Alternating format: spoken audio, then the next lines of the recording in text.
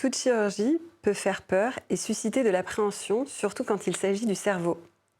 Siège de nos pensées et émotions, il coordonne bon nombre de fonctions essentielles à la vie. Ainsi, comprendre le déroulement de l'opération, ses enjeux et ses suites est essentiel. Pour aborder ce sujet, je reçois le docteur Maton. Il est neurochirurgien à la Pitié-Salpêtrière. Docteur Maton, bonjour. Bonjour. Dans quel cas on pratique une chirurgie pour des tumeurs cérébrales ? Alors, j'ai envie de vous répondre dans quasiment tous les cas, puisque le diagnostic d'une tumeur cérébrale repose sur l'histologie, et l'histologie s'obtient par une biopsie, à minima, de la tumeur.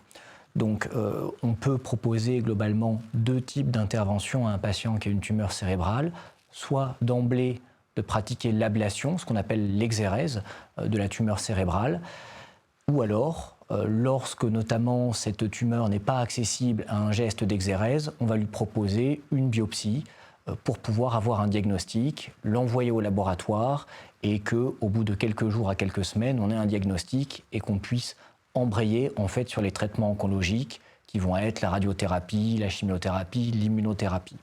Donc en fait, la neurochirurgie, elle a une place prépondérante et en première ligne pour les patients qui ont une tumeur cérébrale, soit à viser vraiment diagnostic pour obtenir l'histologie, soit c'est la première ligne du traitement, c'est d'enlever un maximum de cellules tumorales chez les patients. Du coup, vous pouvez nous décrire en quoi consiste une opération, comment ça se passe concrètement pour le patient ? Ouais. Donc une intervention d'exérèse, si vous voulez, on va appeler ça une craniotomie, c'est-à-dire qu'on va ouvrir le crâne schématiquement. Donc la plupart des interventions se font sous anesthésie générale. C'est une intervention qui évidemment, selon la taille de la tumeur, sa localisation et comment va se dérouler l'intervention, qui va durer entre 1h30 et 3-4 heures globalement. Une fois qu'on a donc ouvert le crâne, on va aussi ouvrir la méninge. La méninge, c'est l'enveloppe qui recouvre le cerveau. On va donc accéder au cerveau et grâce à des outils de navigation dans le cerveau, il y a un outil qui s'appelle la neuronavigation, qui est un peu le GPS du neurochirurgien, qui nous permet de nous guider dans le cerveau. Alors, on connaît évidemment très bien l'anatomie du cerveau, mais souvent les tumeurs vont perturber cette anatomie et le fait d'avoir un guidage péropératoire permet aussi de bien nous repérer dans le cerveau. Il y a d'autres outils de guidage comme l'échographie qu'on utilise de plus en plus ou encore l'IRM. Ça dépend beaucoup du centre et de ses habitudes. Et donc le chirurgien va passer un certain temps à réaliser l'exérèse de la tumeur à l'aide aussi d'outils, notamment d'un bistouri ultrasonique, qui est un bistouri qui va en fait pulvériser la tumeur tout en respectant le cerveau sain alentour. Et donc il y a ce temps d'exérèse donc qui est plus ou moins long, une nouvelle fois selon ce qu'on a à faire. Et une fois que tout cela est fait, on va faire l'hémostase du cerveau, c'est-à-dire qu'on va éviter qu'il y ait des saignements dans la cavité opératoire et puis on va tout refermer plan par plan. Dans certains cas, la tumeur va être dans une zone fonctionnelle qu'on appelle aussi éloquente. Par exemple, la zone du langage, la zone de la mémoire ou la zone qui va contrôler la motricité du bras ou de la jambe. Et dans ce cas-là, on va proposer aux patients de les opérer en conditions éveillées. C'est-à-dire que l'intervention va commencer sous anesthésie générale et une fois que le chirurgien arrive sur le cerveau, on va réveiller le patient. Donc nos anesthésistes sont évidemment entraînés à cette technique. On va réveiller le patient et puis on va faire des stimulations électriques sur le cerveau, d'une part pour identifier les zones à risque et donc les zones qui seront à éviter pendant l'intervention. Et puis lorsqu'on va commencer à opérer et enlever la tumeur, on va continuer à tester le patient. Donc, qui teste le patient ? C'est en fait une neuropsychologue ou une orthophoniste qui est au bloc opératoire pendant que le patient est éveillé. Alors évidemment, la neuropsychologue ou l'orthophoniste, elle leur a fait passer pas mal de tests avant l'intervention au patient pour établir un lien avec lui, voir aussi ses capacités de base. Donc, la chirurgie éveillée va permettre, si vous voulez, de maximiser la sécurité de la procédure parce qu'évidemment, on peut être amené à s'arrêter en cours de procédure si on est en train d'engendrer un déficit neurologique au patient. Donc cette intervention nous permet en fait d'aller le plus loin possible dans l'exérèse de la tumeur tout en limitant le risque de déficit neurologique post-opératoire. Et une fois qu'on a fini notre exérèse, on va rendormir le patient, donc on va terminer l'intervention sous anesthésie générale pour évidemment plus de confort à la fois pour le patient et pour le chirurgien. Et puis il y a aussi les interventions de biopsie, j'en parlais tout à l'heure. La biopsie, c'est un geste de base mais essentiel au diagnostic histologique d'une tumeur. La plupart des biopsies se font à l'aiguille, c'est ce qu'on appelle les biopsies stéréotaxiques. La stéréotaxie, en fait, c'est la façon de cibler, d'atteindre un point dans le cerveau à l'aide d'un repère. Donc les biopsies stéréotaxiques, elles se font soit à l'aide d'un cadre de stéréotaxie, soit à l'aide d'un robot chirurgical. Et le principe, c'est donc de mettre avec une très très grande précision une aiguille dans la tumeur, donc à l'aide d'un tout petit trou à la perceuse. C'est un geste qui généralement se fait sous anesthésie locale, qui peut même se faire dans le cadre de la chirurgie ambulatoire et qui prend une dizaine, une quinzaine de minutes avec un taux de complication qui est extrêmement faible. Donc c'est une chirurgie vraiment diagnostique qui est fondamentale pour les patients. Comment bien se préparer à une chirurgie d'une tumeur cérébrale ? Alors il n'y a pas de recette miracle évidemment pour se préparer à cela.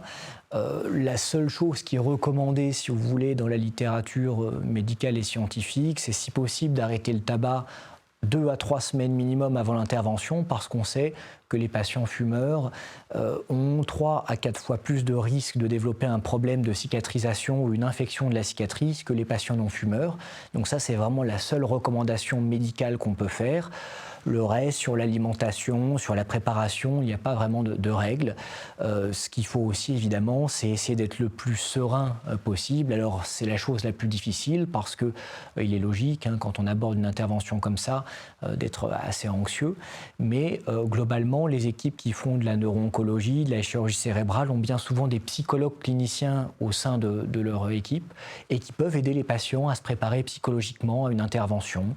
On parlait aussi de chirurgie éveillée, et bien évidemment le neuropsychologue qui va prendre les patients en charge pendant l'intervention pour les tests est aussi tout à fait à même de préparer les patients psychologiquement et dans les jours qui précèdent l'intervention à l'acte chirurgical.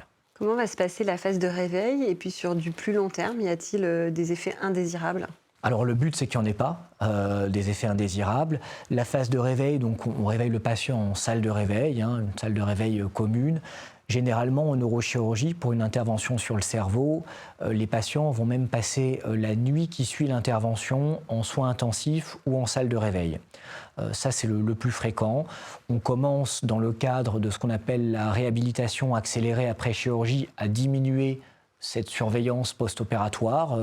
Il y a certaines interventions pour lesquelles cette surveillance est de 6 heures et non plus de 24 heures, mais ce sont des interventions très ciblées. Alors le patient se réveille et il faut savoir que la chirurgie du cerveau, normalement, c'est une chirurgie qui est assez peu douloureuse.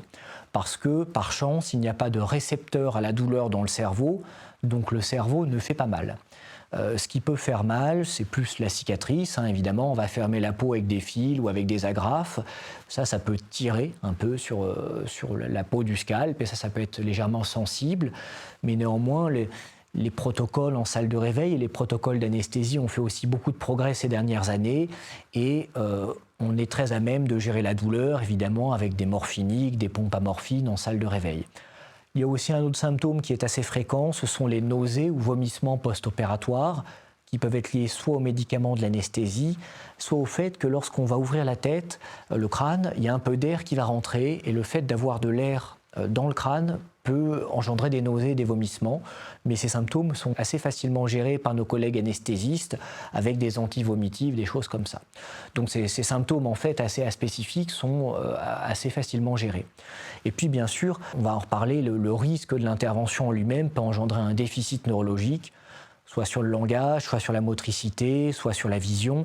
Évidemment, ces déficits neurologiques sont pris en charge au cas par cas par les médecins de la salle de réveil, par le chirurgien. Pour ce qui est d'une biopsie, comme je vous l'ai dit, c'est un acte qui est fait sous anesthésie locale, le plus souvent en chirurgie ambulatoire maintenant, donc il n'y a pas vraiment de phase de réveil. La sortie du patient de l'hôpital se fait assez naturellement après l'intervention.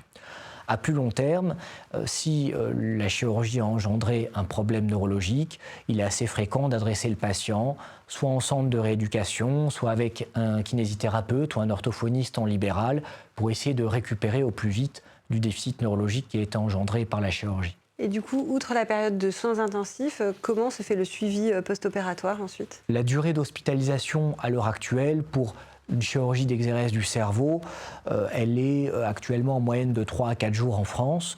On a aussi beaucoup progressé, et notamment depuis la pandémie de Covid, puisque avant cette pandémie, on était plutôt sur des durées d'hospitalisation d'une semaine. Maintenant, on tend à réduire ces durées d'hospitalisation, aussi parce qu'on a fait beaucoup de progrès sur l'anesthésie, la chirurgie, l'invasivité de la chirurgie, et que, comme on fait des interventions moins invasives, les suites sont plus simples et les durées d'hospitalisation sont plus courtes. Donc les patients, généralement, regagnent le domicile après un délai assez court. Généralement, ce qu'on fait aussi dans les centres maintenant qui font de l'oncologie de manière assez fréquente, c'est qu'il y a des infirmières de coordination pour les tumeurs cérébrales qui rappellent les patients une fois leur sortie à domicile pour être sûr qu'il n'y ait pas de problème de cicatrisation, d'épilepsie, de symptômes post-opératoires. Finalement, on va obtenir le diagnostic histologique on va environ 1 semaine à 10 jours après l'intervention, que ce soit une biopsie ou une intervention d'exérèse. Et donc, soit le chirurgien, soit le médecin neuro-oncologue va rencontrer le patient en consultation à ce moment-là pour lui annoncer le diagnostic histologique et aussi pour prévoir la suite des traitements, chimiothérapie, radiothérapie ou alors seulement surveillance dans certains cas. Le chirurgien lui-même revoit aussi généralement une fois le patient un peu plus à distance, 4 à 6 semaines après l'intervention, pour évaluer les suites opératoires et aussi pour éventuellement évaluer la reprise ou non du travail passé ce délai. Docteur Maton, que diriez-vous à un patient ou une patiente qui s'apprête à recevoir une chirurgie pour une tumeur cérébrale ? Je lui dirais déjà qu'il est normal d'être un peu anxieux, qu'il est rare qu'on ait affaire à des patients qui n'aient pas une certaine inquiétude, une certaine anxiété à aller au bloc opératoire pour une intervention sur le cerveau, hein, ça c'est la moindre des choses, mais qu'il faut se laisser guider. Que généralement ils ont affaire à des gens très compétents qui font ça toute la journée et à longueur de semaines et d'années.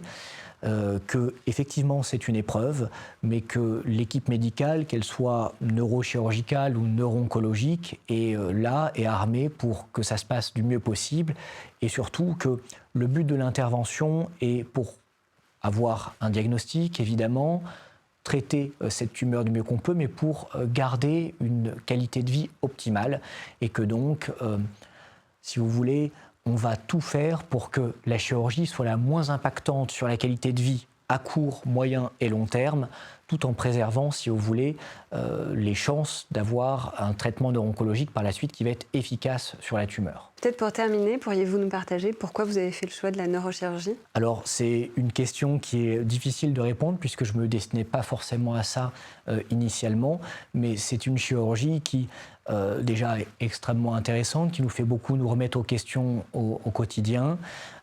Et aussi, il y a tellement de choses à découvrir encore sur le cerveau au niveau recherche que ça nous permet de coupler une activité clinique de soins, mais aussi de recherche, donc de recherche clinique avec les patients, mais aussi plus fondamentale, c'est-à-dire sur les animaux pour développer à la fois des nouvelles techniques chirurgicales, mais aussi des nouveaux traitements pour les patients. Donc c'est vraiment, je trouve, un juste équilibre entre vraiment le soin et la recherche, et moi c'est ça qui m'a le plus plu dans cette spécialité. Merci pour votre temps. Je vous remercie.